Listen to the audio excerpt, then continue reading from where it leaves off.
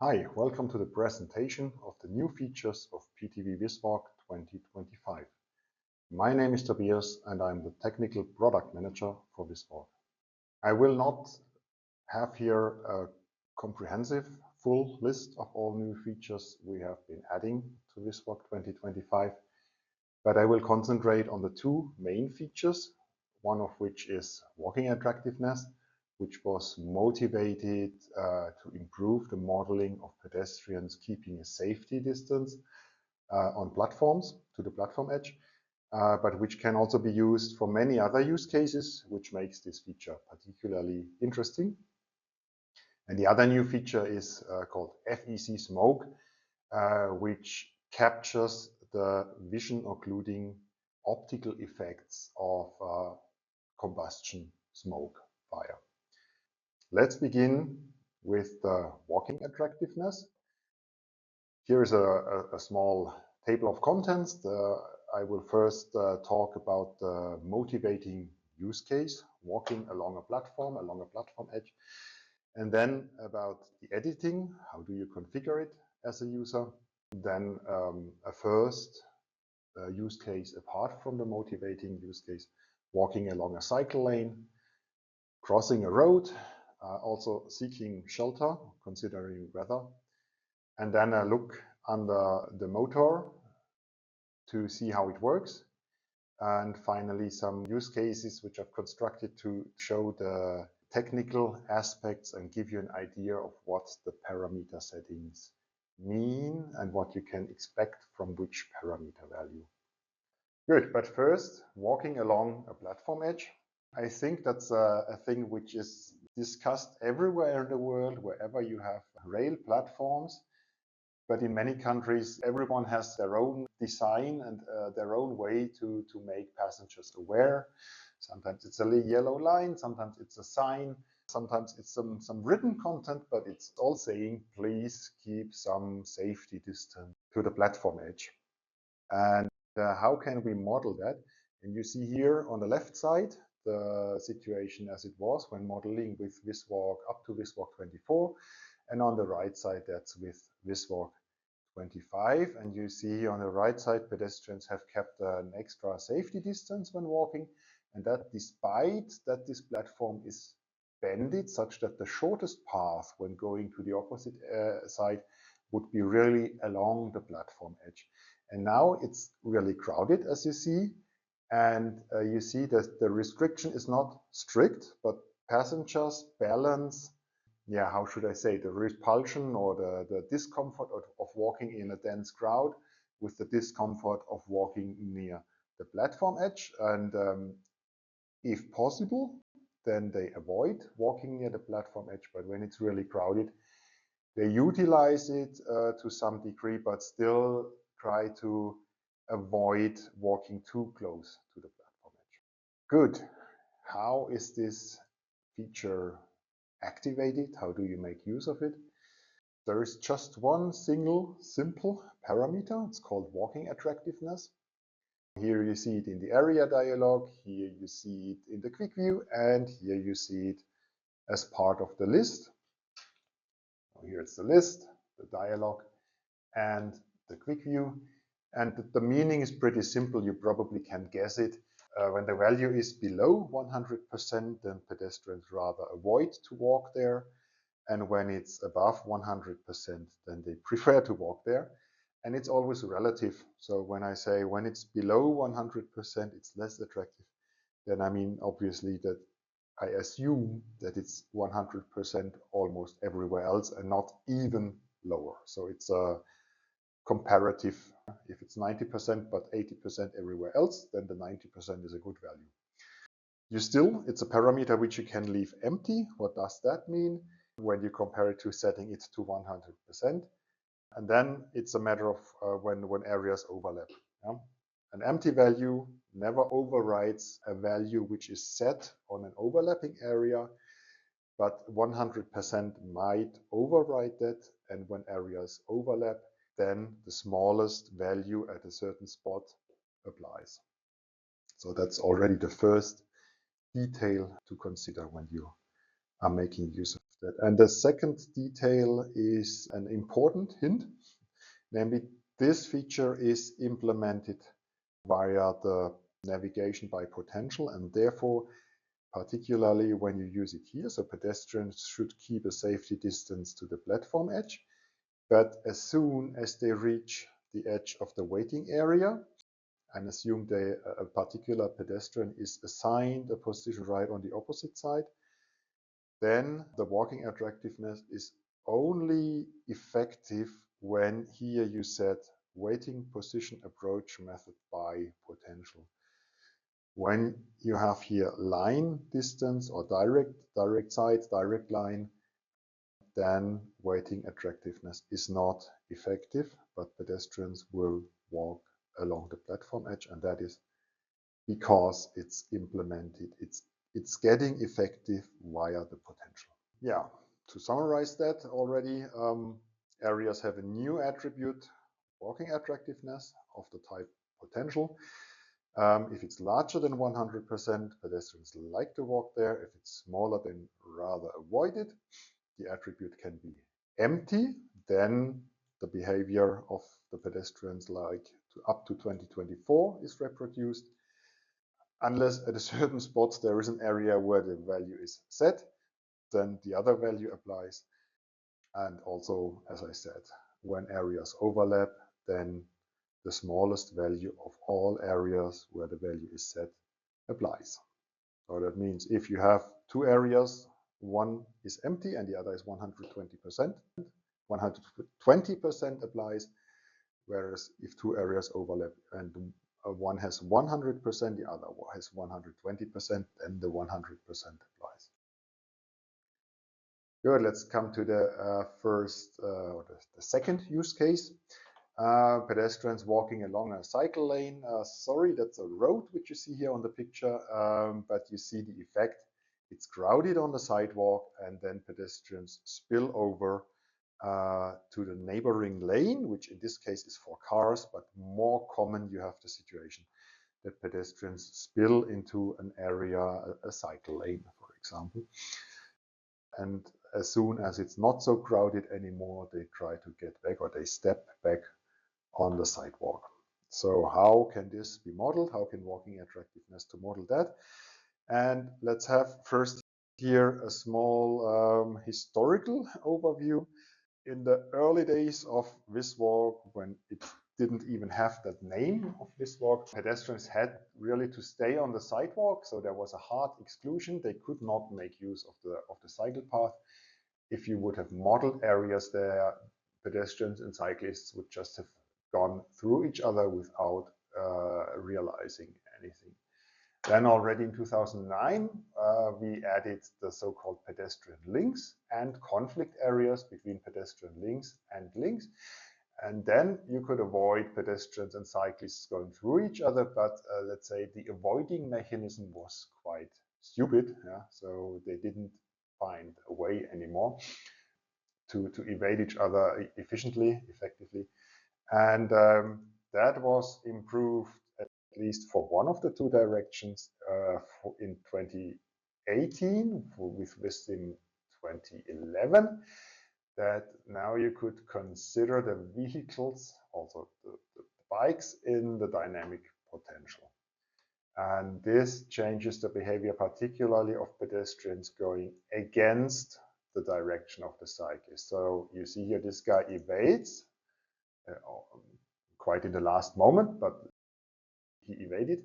Whereas when a cyclist follows a pedestrian here, the leading pedestrian doesn't realize a lot and doesn't give way for the faster cyclist.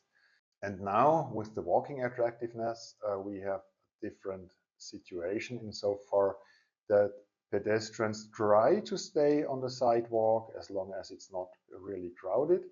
But when it gets crowded, they make use of the cycle path, like this lady here.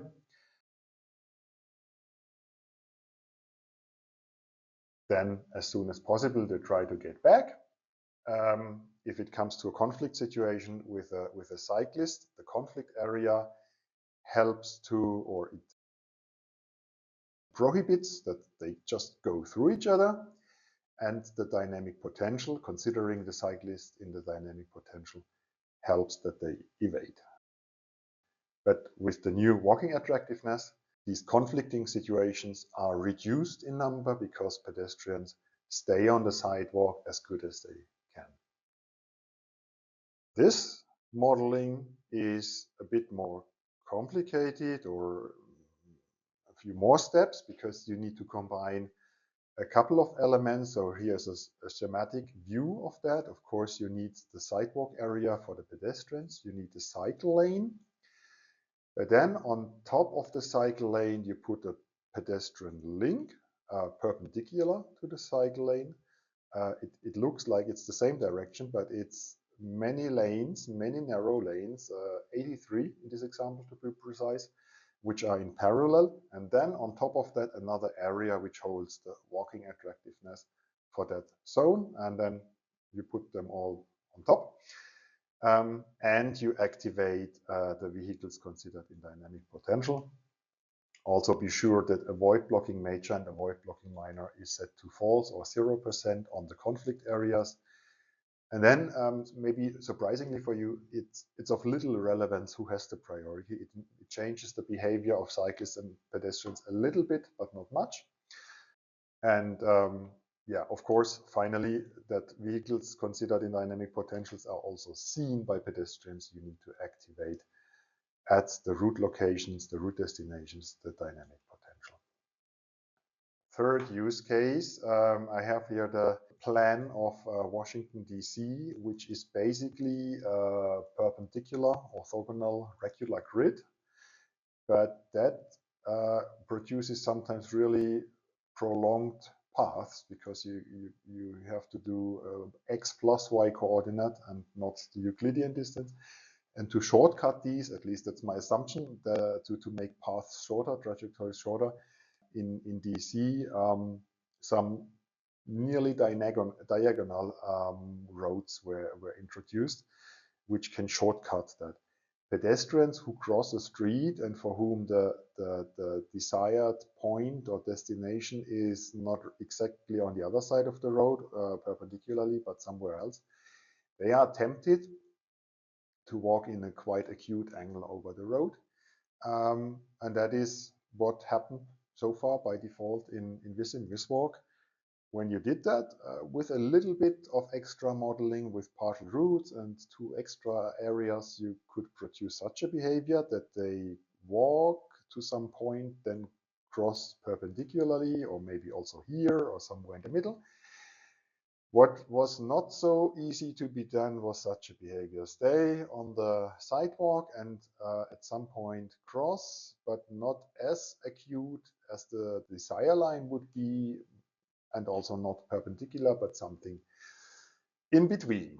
So that choice, which usually in DC you don't have, but where you have to follow the roads, pedestrians have a continuous choice set to walk for the angle to cross a road.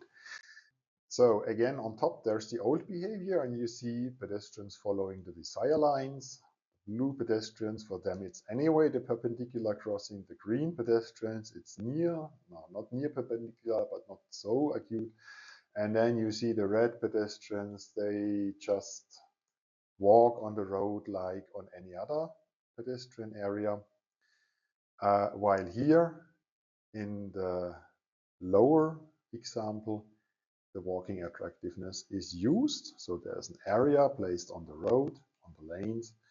It has a reduced walking attractiveness, kind of 90% or something. And you see that also the red pedestrians, they do not cross perpendicular, but somehow acute, but not in the direction of the desire line. And so the behavior is quite different. And that becomes effective for the capacity of the road for vehicles when we add vehicles. So you see here a similar situation. And when pedestrians just cross with the desire line in mind, and you have, of course, conflict areas prohibiting that they run through each other or over each other, and you have the vehicles in dynamic potential such that pedestrians evade the vehicles somehow and better find the gaps between the vehicles. That's all implemented on the left side, but still the path of the pedestrians on the road is quite long. And with the new behavior, with the walking attractiveness, just by default already, even if there is no vehicle, the path of the pedestrians on the road gets shorter, more towards the perpendicular crossing. More realistic, I would say, in such a situation with that much traffic. And that means that the capacity of the road grows. Now, the natural next question is, what is the realistic parameter for the walking attractiveness for such a situation? And I have to say that depends on the local situation. You probably have to calibrate that as it, let's say a 2x2 lane road with 70 kilometers per hour maximum speed. Walking attractiveness on the road would be very low. Everyone would cross almost perpendicular or exactly perpendicular, while if you have a 30 kilometers per hour road in housing area, a road which is quite narrow, then the walking attractiveness on the road, on the lanes, would be comparatively higher. Now, a topic which gets more and more important, and we hear it requested from customers more and more often with climate change and communities preparing for climate change.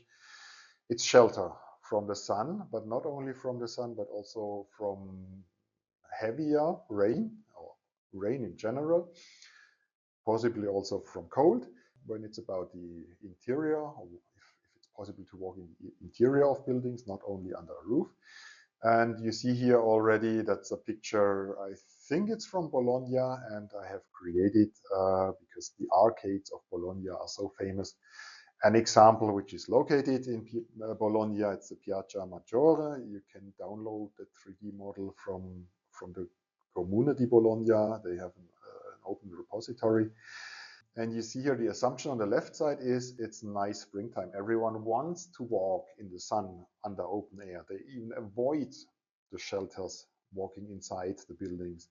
And on the right side, the assumption is a really cold, rainy November day, let's say German winter weather in Bologna, as an idea. And you see that just applying walking attractiveness at some spots produces different behaviors. You see pedestrians here on the right side, they stay under the roof. There is a roof also, although it's not part of the 3D model anymore. And they try to minimize not the total path length, but the path length under which is not roofed. And that is all facilitated with the help of applying walking attractiveness on just a few areas. And here is how it's been configured. Left side is walking attractiveness.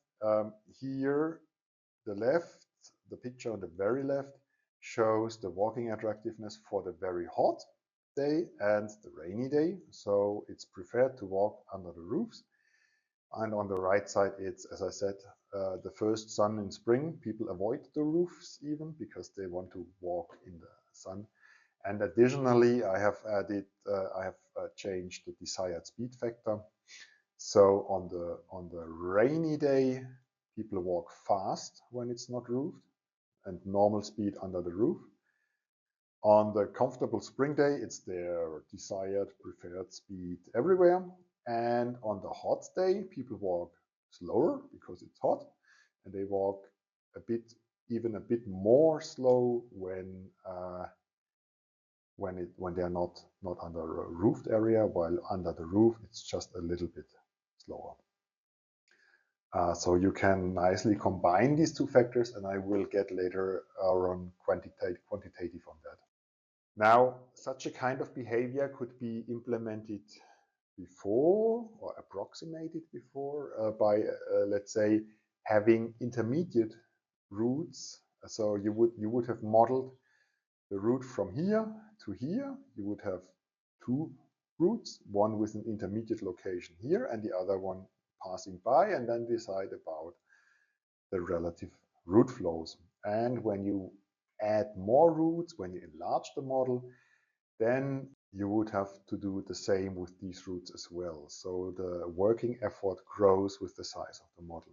Now you don't need two routes for each origin-destination relation, but only one route.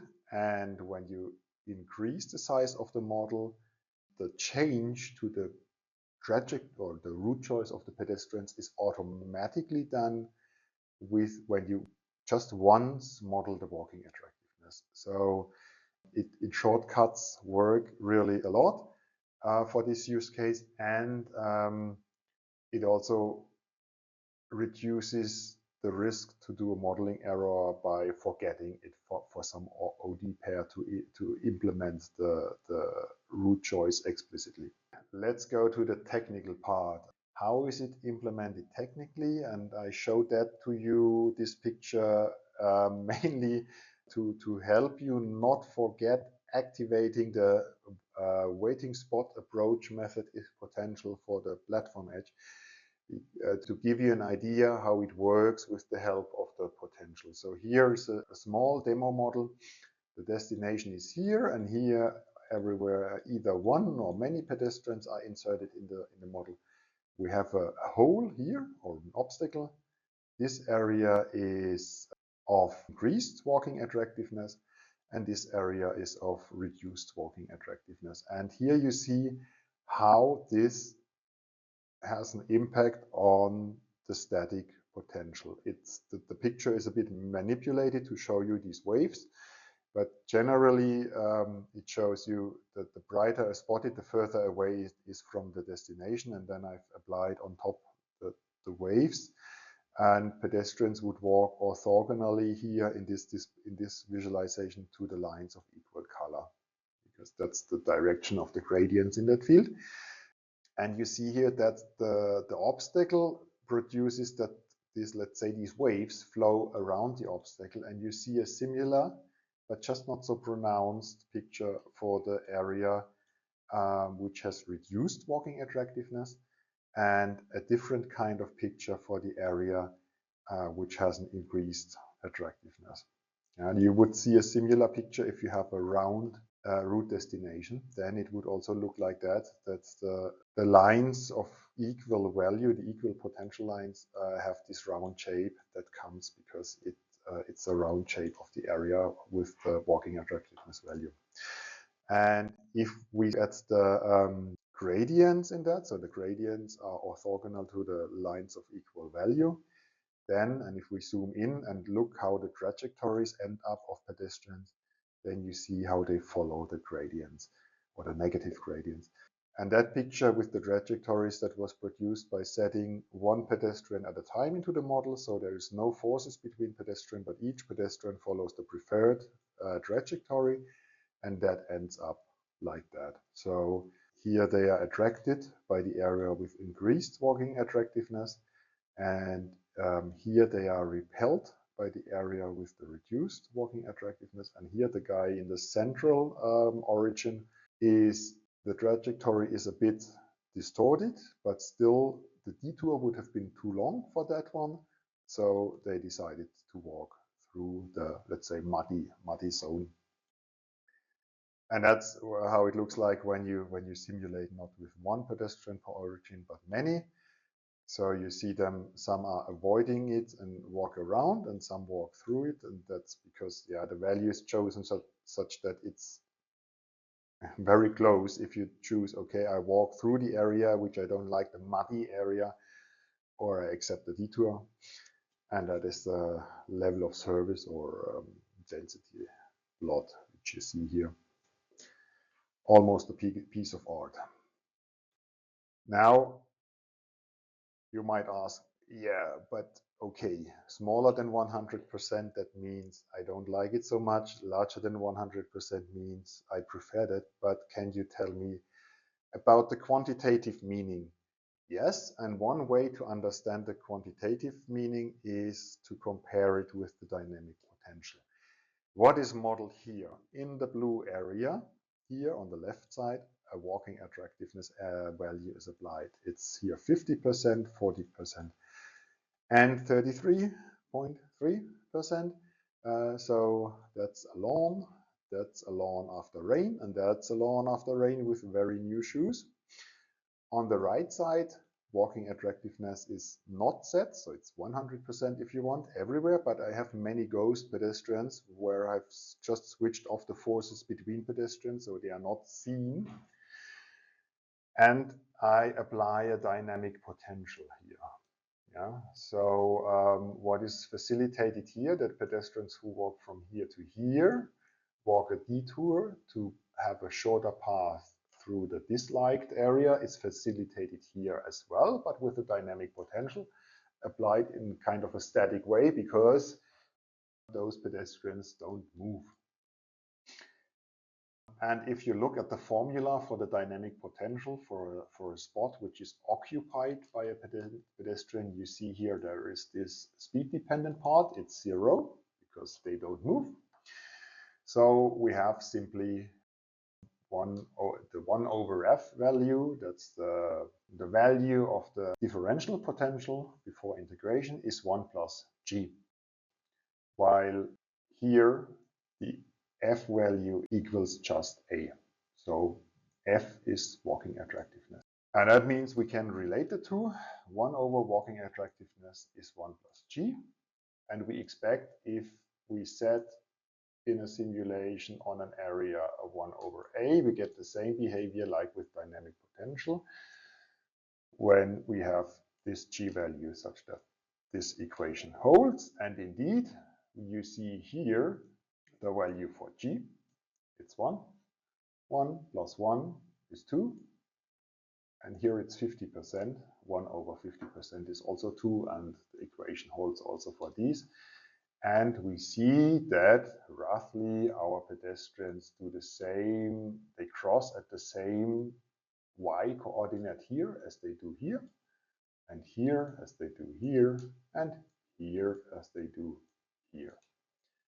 So that's one way to explain it quantitatively.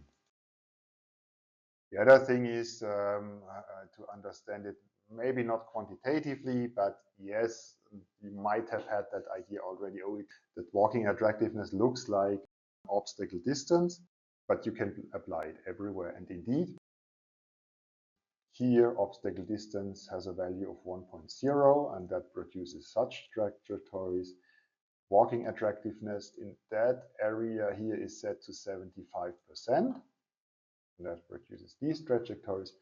And here we have neither obstacle distance, so it's set to 0, and walking attractiveness is 100%, and that produces completely different trajectories. So if you compare here this value of 75%, and I cannot give you a formula because you can see it's a bit edgy here, while here it's round, and that is obstacle distance is differential. So it starts with a high value right next to the obstacle, and it gets smaller and smaller the further away you get from the obstacle. While with walking attractiveness, you would typically be constant throughout the area. So it means obstacle distance is really an assisting element for you for modeling to produce nice trajectories. Even now we have walking attractiveness. And of course, it's automatic. Yeah? You don't need to place an area around each obstacle and apply a walking attractiveness. But now another quantitative way to understand it, and that is for this setting here, when you set the same value for desired speed vector as you do for walking attractive. And when you do so, then the trajectory which a single pedestrian chooses is the trajectory of earliest arrival at destination. Yeah? So the pedestrian gets sometimes along the way faster, sometimes slower, or at some spots faster, at some spots slower. But when walking attractiveness is set at the same value as the desired speed vector, then this produces the path of earliest arrival. And that's called the lifeguard's problem. So we have a rescue swimmer here, and here someone is drowning. And now what's the trajectory to get here fastest?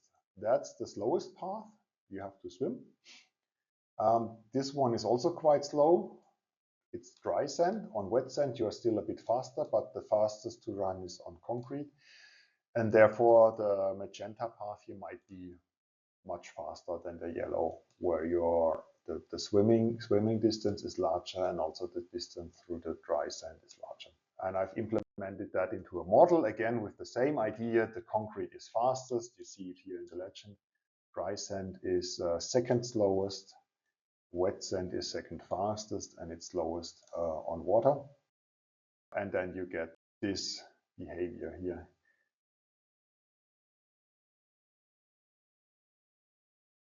Where you see here the trajectories bending when the surfaces change, and you see that the distance which is walked or run on the dry sand is just made shorter, and the distance on the wet sand is a bit longer, and the shortest is chosen for the swimming part.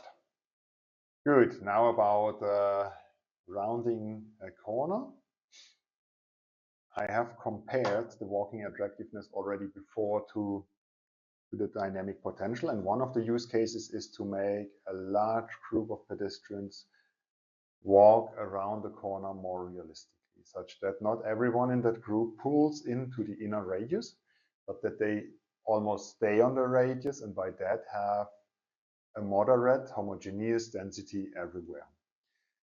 And with the dynamic potential, that works dynamically. So if it's only one pedestrian, that one pedestrian will pull in and walk the shortest path near the corner, while when it's many pedestrians, then some of the group accept a longer walk to avoid a high density.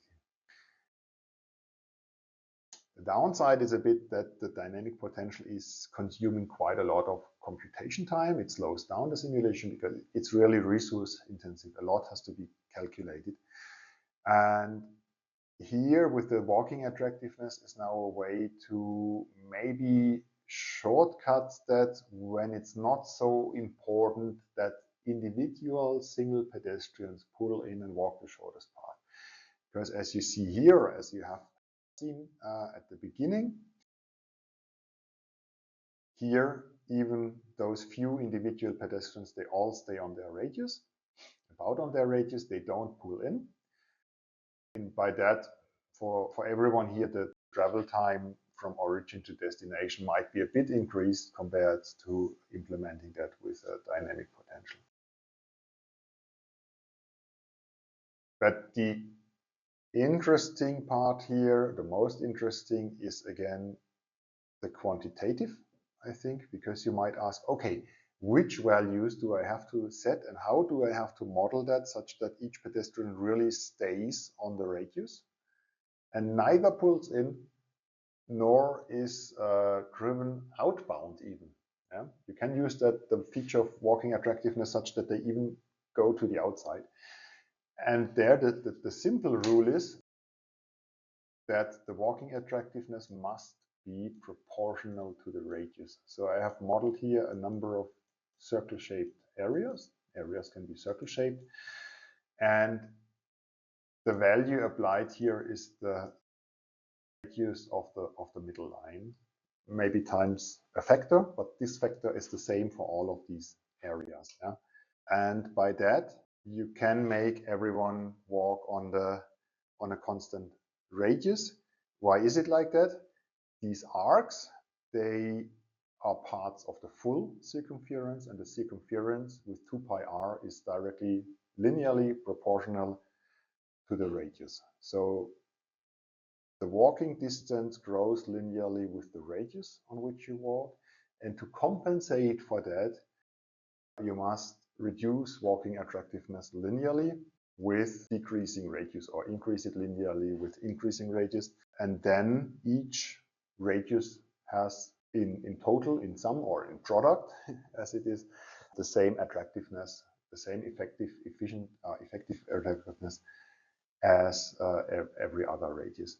It doesn't work perfectly because when the radius gets very small, then there is an effect from that it's discrete. Yeah, it's not a continuous thing because you have to model areas of some size. but it works quite well, as you have seen. Now here, just visual thing, a rainbow. So you see here pedestrians walking on a rainbow or on a bow, which is bended, although everything here is rectangular and in direct lines. And the effect here comes from increasing walking attractiveness from down to top, and also increasing the desired speed factor, because then you get this effect that it seems like every pedestrian or the pedestrians stay on the same angle, when everyone here is a bit slower than on the top. And you get this rainbow effect. And now one interesting thing that I don't have the video, but the video link here, you also can bend light in this way. Maybe you have heard of that, and maybe you might think now of a gravitational effect, that the black hole can bend light, and you have this Einstein lens and so. No, you don't need a black hole to bend a ray of light. You just need sugar. What you see here is water, and there is sugar inside, and the sugar is has the highest concentration on the bottom and the lowest concentration on the top. And that means that the speed of light is smallest at the ground and it's highest at the top. And for light, what we have said individually, desired speed factor and walking attractiveness, for light, the two are always the same value automatically by construction, by nature. And that already produces such banded rays of light.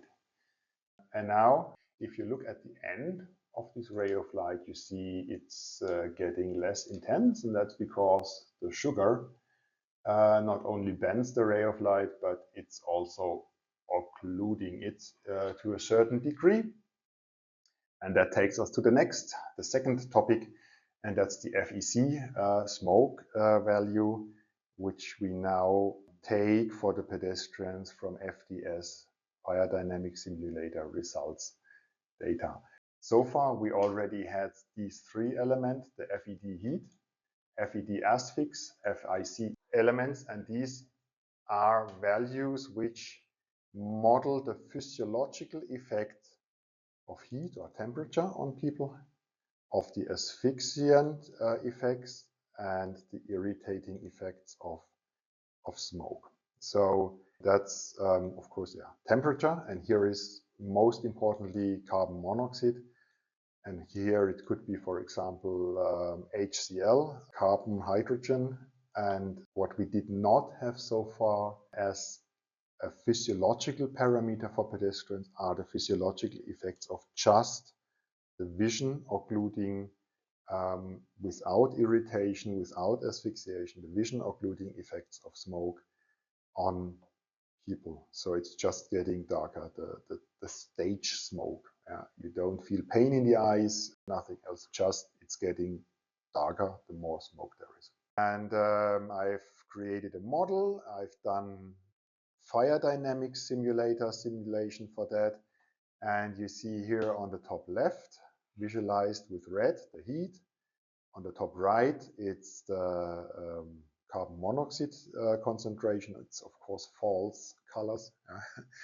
You don't see carbon monoxide. There it's HCl on the bottom left, and on the bottom right it's optical density. And optical density is really what you see. It's with an additional factor here, which makes it less thick, even the smoke effect. And really only the occlusion effect. And the pedestrians are colored with the physiological F factor, fractional effective dose or fractional effective concentration, which belongs to that property which is visualized in space. So here it's the FED heat, FED asphyx, FIC, so for the irritants, and here FEC smoke. And you see that for many pedestrians, the largest effect comes from the vision occlusion. And that's an ongoing discussion, but it's the claim that often, or for parts of for an evacuation at least, The purely vision occluding effects of smoke are those which hinder pedestrians most to self-rescue. The smoke just makes it dark. It might be burning in the eyes, but what really hinders you to get out is that it's getting dark. You are not asphyxiating, you don't feel the heat, at least not painfully, but it's getting dark. And maybe because it's getting dark, you stay too long in the building and then the asphyxiating effect kicks in, and that is what could kill you then. The FEC smoke, optical density doesn't kill you, but it slows down your escape, and then as a secondary effect, irritants and asphyxiants kick in and they can be deadly. Now, what can we, as a background maybe, what does that mean, optical density? When you hear it, you immediately develop an idea. That's good with that word, but what does it mean mathematically? When you send a ray of light, like that green laser through sugar, when you send that through smoke, it gets extinct.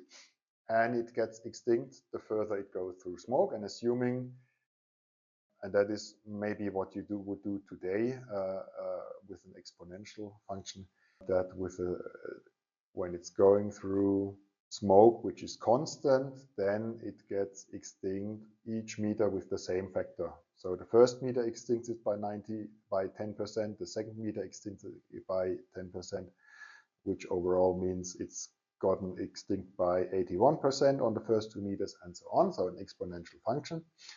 And for that, you use as a description for the optical density the extinction coefficient, whereas when you don't use the exponential function but 10 to the minus, then the factor before the length is optical density. So probably today people would rather use exponential function, but at that time it was 10 to the, and still optical density for these historical reasons is what many people like to use. The two, optical density and extinction coefficient, are just for that reason related by a constant.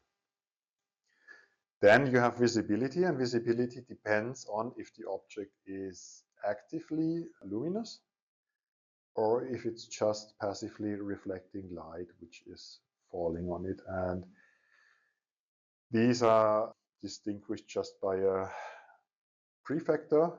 You could also say the brighter it shines, the higher this must be.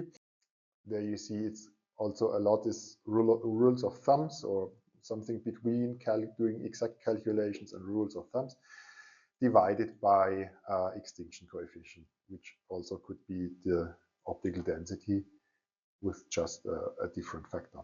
And then our FEC smoke is computed in this way. It's directly proportional to optical density and divided by 0.08, which means it's quite large when optical density is quite small. Yeah, here you see remaining light intensity for an optical density of 0.08, where this value would already be 1.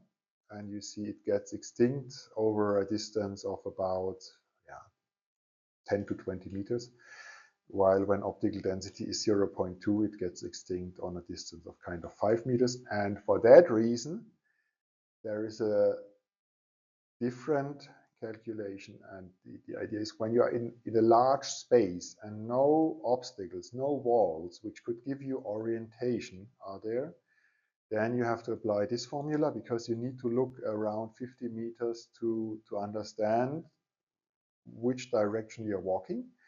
But when you are in small enclosures, a typical building interior, you would calculate like that, because typically in a distance of 5 meters, there is an object which tells you, okay, that object is there, so I know which direction I have to walk to get out. In Viswalk, the original definition of FEC smoke is calculated, but of course you can easily compute that and store it in a user-defined attribute. That's trivial. Now what to do with that FEC smoke? Having that value is fine, but what can we do with it? First idea, we could use it in partial routes to decide about which route to walk. We could also just slow down pedestrians, because when it's dark you walk slower than when you see everything. And maybe even we can make pedestrians crawl. Why? Because smoke is hot, it goes up, is highest density of smoke is directly under the ceiling, and the best air quality in the case of a fire is right near the ground. So going down to the ground, crawling, is a good idea.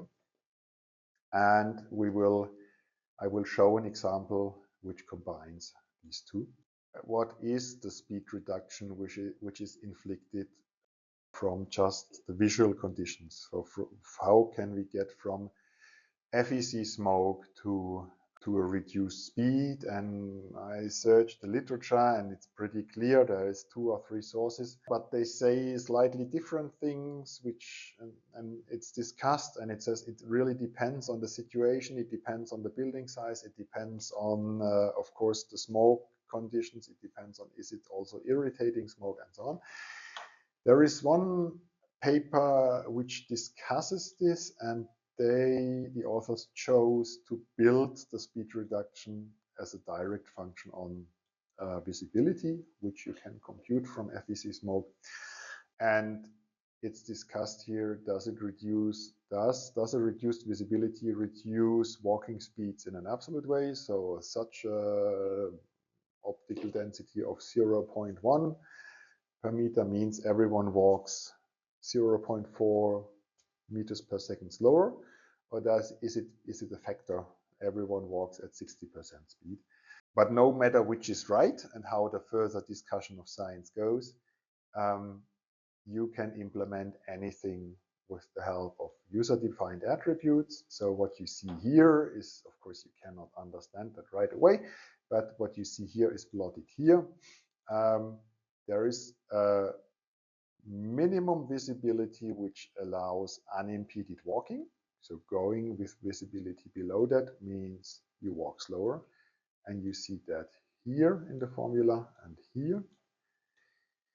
There is a maximum distance up to which speed is still at the minimum value, so the walking speed in total darkness.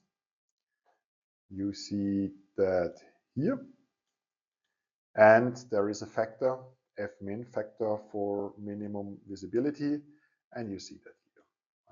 And for the demo model, I have chosen these values, and different approaches, as I said, similar approaches to these have been discussed in that paper, would look like that. Yeah, then the discussion would go, but no. When smoke sets in, everyone is walking slower by the same absolute amount, but in the end, fast people still stay fast people. Others would say people might be fast when it's unimpeded, but smoke is absolute, and the end speed at very small visibility is the same for everyone, and so on. So it's based on different paradigms, but probably it doesn't change the result of a simulation all too much unless you slow down someone to 0. Then of course they won't get out, and probably if any asphyxiants are included in the smoke, they would die. But what is implemented in the demo is that one. And the other thing is pedestrians will go down to the ground. How can you model that? We don't have added models of pedestrians crawling. That would have been too difficult. But you can make pedestrians just appear smaller by having a pedestrian type, an extra pedestrian type with a height which is scaled, let's say to 30% of the original height. And then you can exchange one pedestrian type for the other. And when the smoke conditions are such that they would crouch down, then you would just exchange the pedestrian type. And that's done with these attribute modifications here. One is it's making pedestrian small, and the other when smoke conditions are good again, so very small FEC smoke values, then they would again stand up. And that then looks like that. We see first the fire, and then we see optical density visualized, and we see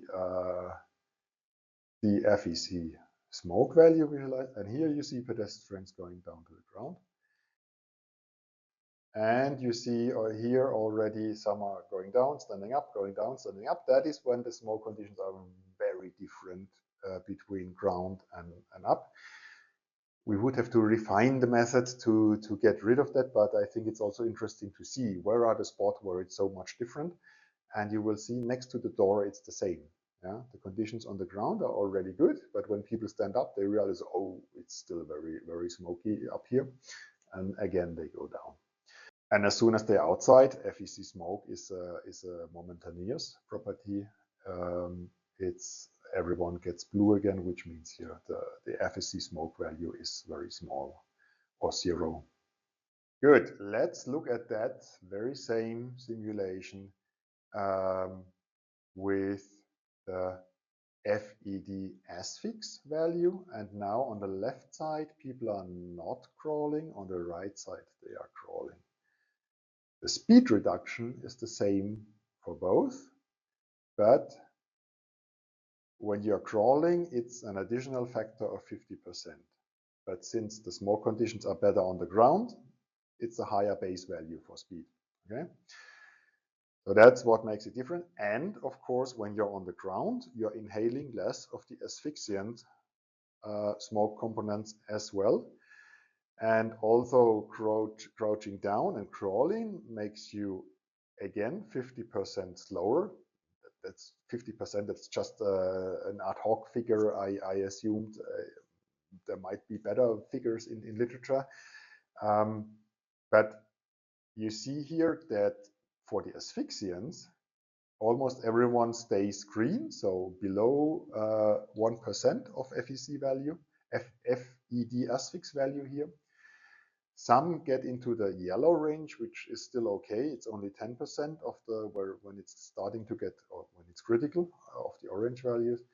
While here on the left side, when they don't go down to the ground, I mean, magenta means larger than FED asphyx 10, that would be dead. Clearly, no one would survive that. And you see on the left side, some people remain in the room. Magenta, some get out being red. While on the right side, when people are smart enough to crouch down and crawl, I think it's only one person who gets red, which is going above a value of FED asphyx 1. And the 50% lethal value for the asphyxiants is, as far as I know, between 3 and 4. Of course, also in science, I mean, you cannot do a lot of experiments on that. So being on FED asphyx of 3 to 4 means you're dead. The 1 or 50% of the population would die. The value FED asphyx 1 is the limit where people are not able to self-rescue anymore. Yeah? But when then quick enough there is a rescue team and gets people out, they would survive. So the lesson is everything can be implemented in Viswalk with the help of these 4 FED, FEC, FID values.